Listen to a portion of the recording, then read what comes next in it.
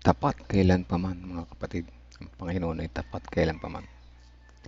So habang hinihintay natin si Pastor mag-set up ng kanyang camera, batiin natin yung mga unang-unang mga nag-comment dito. Sister Dang de la Cruz, good morning po sa inyo. At Ate Revy, Sister Nimpa, Ate Janice Macdal, Ate Lorna, good morning po sa inyo. Yan, mukhang ready na si Pastor. Sandali lang ha. Uh-huh.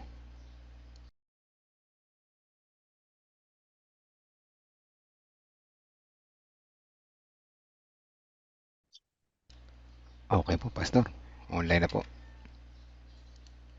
Maraming salamat po, Brother Melvin, at sa lahat po ng ating mga kapatid. Ngayon po, po ang ating devotional ngayon ay nananawagan ito para sa isang masayang pagpupuri, November 21, 2023. Tayo po ay manalangin mga kapatid. Panginoong Diyos, naming mahal, kami po'y patuloy na sumasamba sa inyo at aming idinadalangin ang pag-aaral namin, particularly dito sa Filipos 4:4.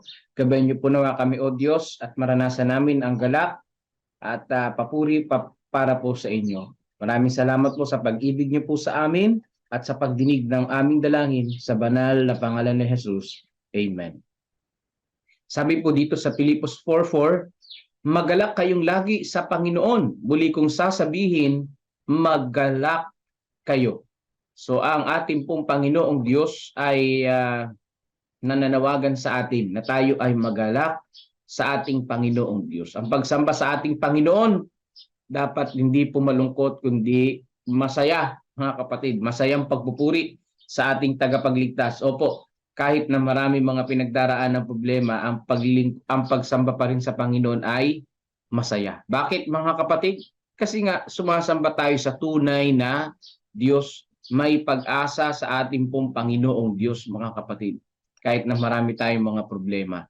Sabi dito, manalangin taimtim ng walang patid. Ngunit huwag kalilimutang magpuri.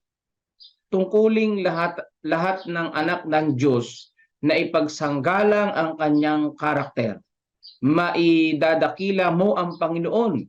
Maipapakita mo ang kapangyarihan ng umaalalay na biyaya.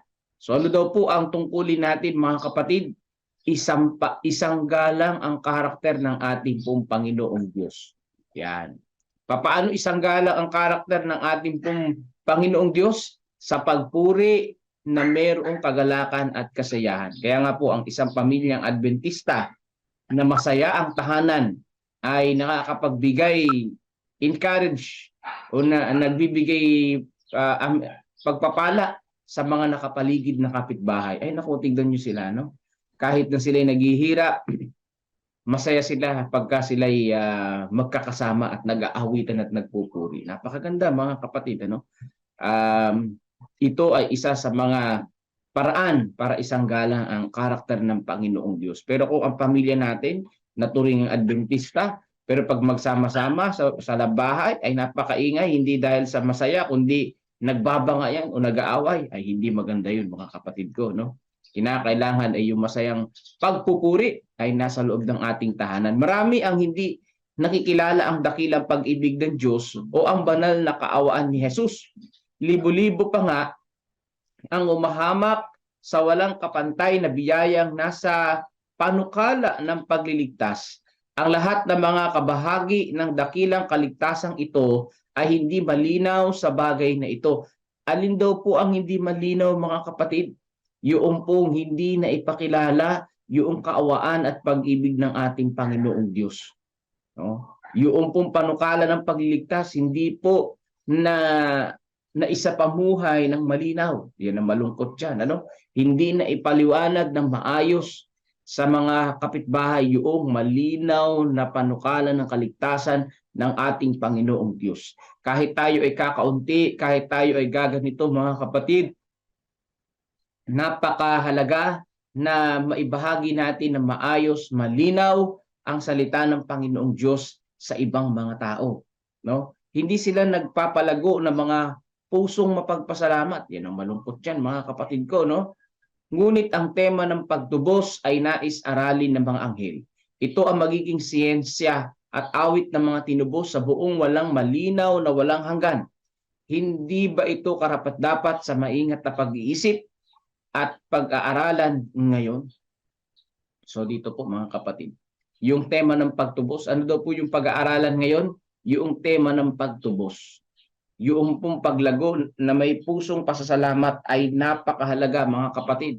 Kinakailangan na tayong mananampalataya. Ang number one na focus natin na pag-aralan at matutunan ay yung pong pagtubos ng ating Panginoong Diyos sa bawat isa sa atin. Napakahalaga po yung pong pagtubos. Bakit? Dahil kung wala yung kaligtasan, no, yung science ng kaligtasan, yan matindi yan, ano? Science ng kaligtasan mga kapatid, o siyensya ng kaligtasan. Iyan ang kailangan na pagtuunan natin ng pansin. Di ba nakakamangha? Paano ang Panginoong Diyos ay nagligtas sa atin? Eh siya nga'y pinako sa krus, no? Hindi po nagpakamatay si Jesus Christ sa krus, mga kapatid, ano? Siya'y pinatay sa krus. May naririnig kasi tayo nagpakamatay. Hindi po nagpakamatay si Jesus. Siya po ay ipinako sa krus ng Kalbaryo. Namatay siya mga kapatid, no? Namatay siya, hinayaan niyang siya ay patayin ng mga tao nang sa ganoon yung kanyang kamatayan ay maging tagapagligtas natin si Jesus, no? Maging alay natin siya. No? Dahil kasi yun yung prinsipyo ng pagwawalang sala sa tao noong unang panahon. Ang Diyos din na nagturo na magdadala ka ng tupa para ikay mapatawad. Kaya lang yung pagdadala mo ng tupa, kung pwede mag-alay kang muli ng mas malaki pa o baka, dahil baka mas malaki pa uli ang iyong kasalanan sa susunod na araw. So ibig sabihin, sa madaling sabi, yung hayop ay hindi sapat para ikaw ay iligtas forever. So pansamantala lang yung effect niya nung kamatayan ng hayop. Pero yung effect ng kamatayan ni Jesus Christ, hindi lamang po ngayon, kundi pang walang hanggan.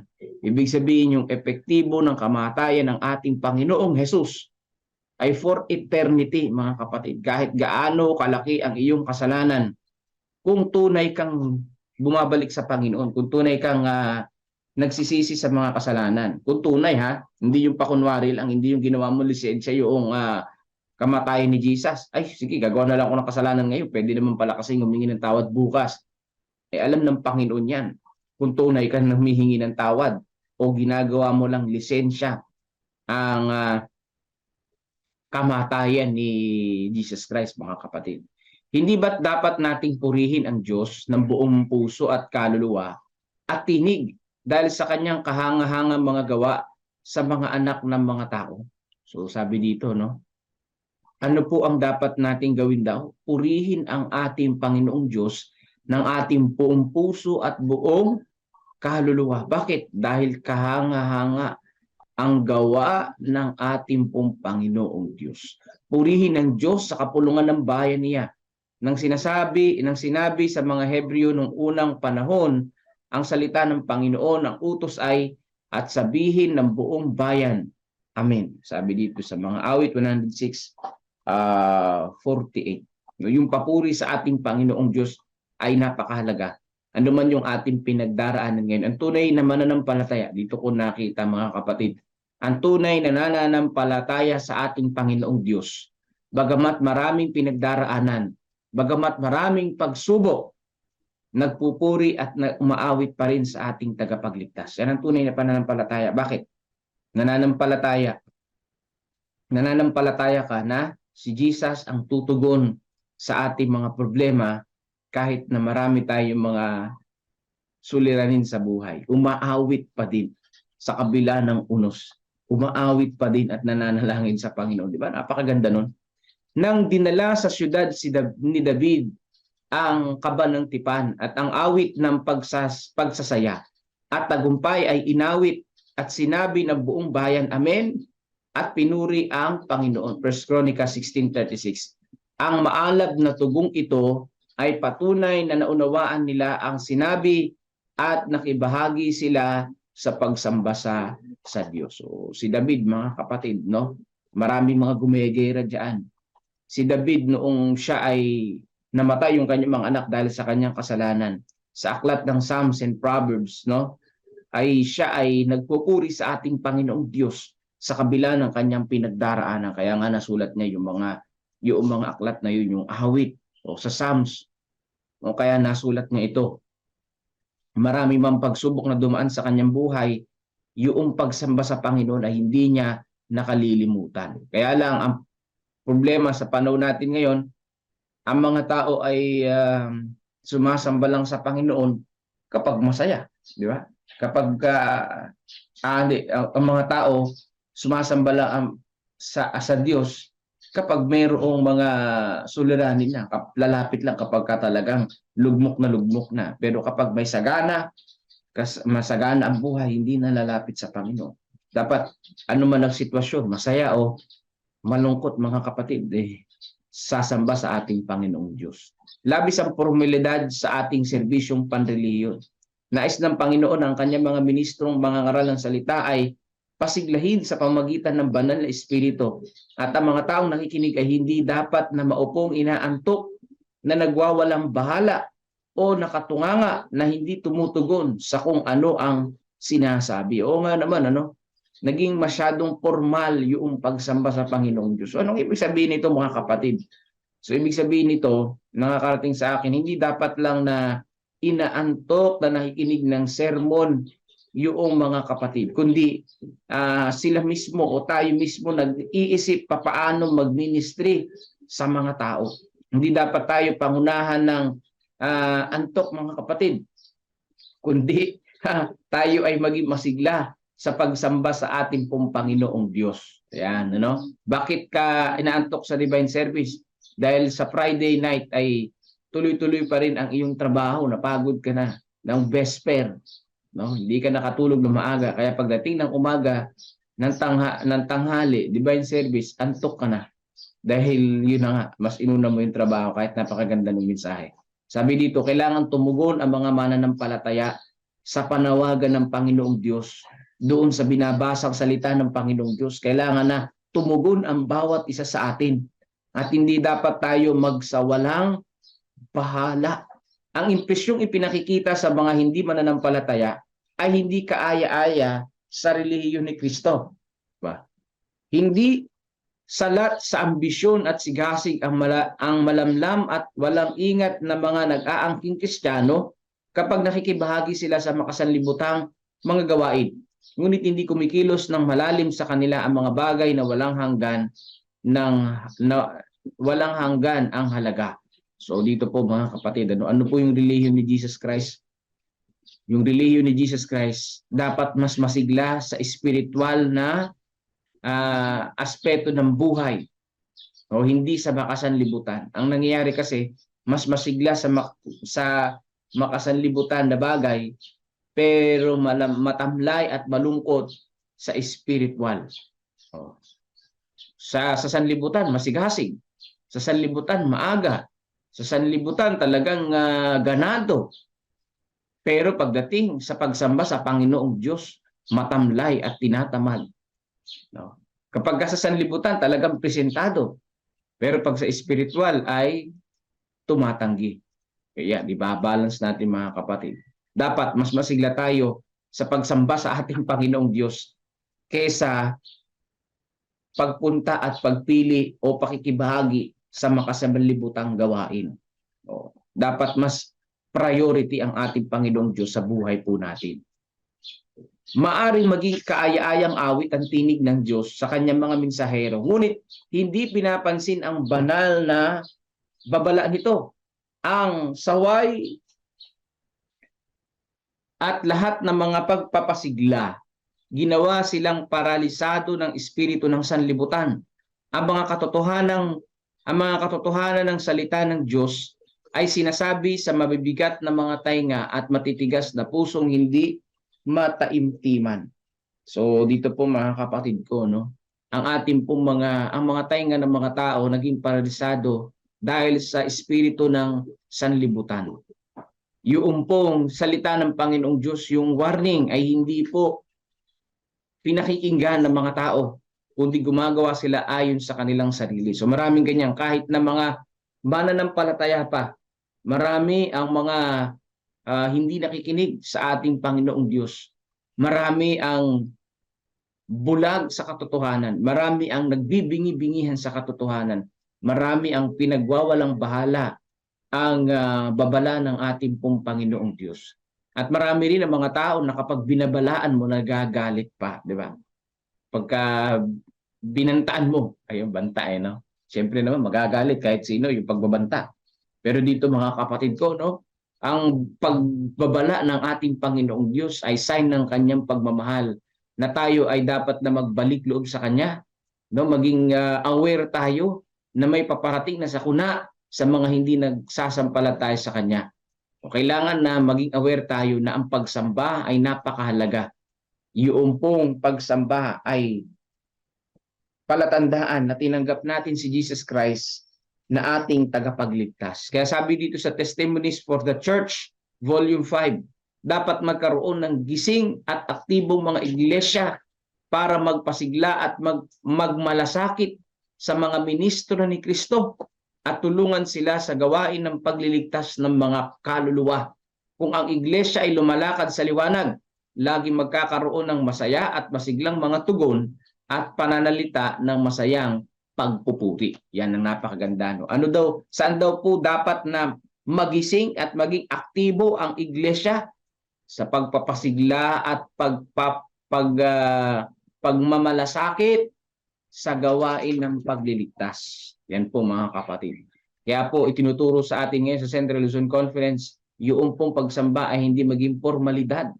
Yung pagsamba natin ay hindi para maging tradisyon o parang nakasanayan na lang o parang paulit-ulit na lang napupunta ka sa church, makikinig ka ng sermon na matutulog ka, tapos uuwi ka.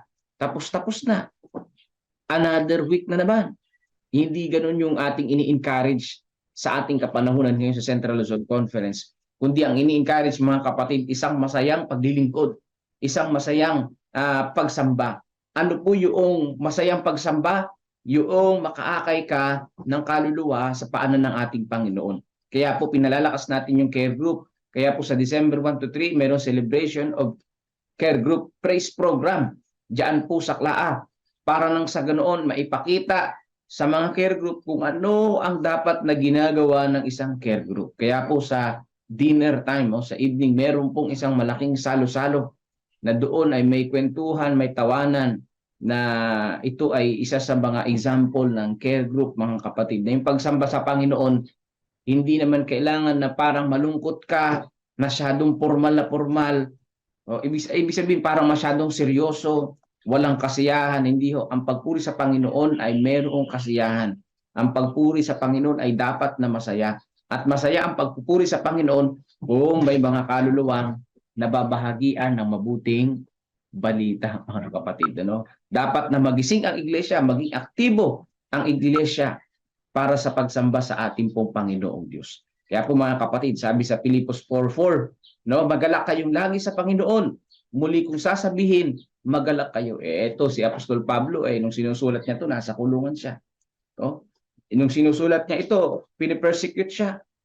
Pero mga kapatid, no, bagamat na pinipersecute siya, sinulat niya pa rin, magalak kayong lagi sa ating Panginoong Diyos. Yan po ang tunay na Kristiyano at nananampalataya sa Panginoong Diyos. Maraming bang suliranin, nagagalak pa rin dahil alam niya na ang Diyos ang kanyang kasama at wala nang iba. So sa umaga na ito, patuloy po nating idalangin ang bawat isa sa atin. Bagamat maraming problema, ang pagsamba sa Panginoon ay huwag nating kalilimutan. So tayo po ay mananalangin mga kapatid. Papangunahan tayo ni Brother Melvin Bilasano pagkatapos po ng isang awit, papuri sa ating Panginoong Diyos. Amen mga kapatid. Salamat sa pagandang awit na yan. At salamat din kay Pastor sa isa na namang mensahe ng pagpapala sa umaga na ito. Kita niya po, isang masayang pagsamba. Masayang paglilingkod mga kapatid. Kapag tayo naglilingkod, dapat ay masaya para hindi parang napipilitan lang. Maganda yung ating lesson ngayong umaga. Sabi nga ni Apostol Pablo, magkalak kayong lagi. May word na lagi, sabihin all the time, magkalak kayo sa Panginoon. Inulit pa mga kapatid, inulit mo di pa na siya sa isang beses, magkalak kayo, sabi ni Apostol Pablo. So sa aking nakita rito, win or lose, we praise God.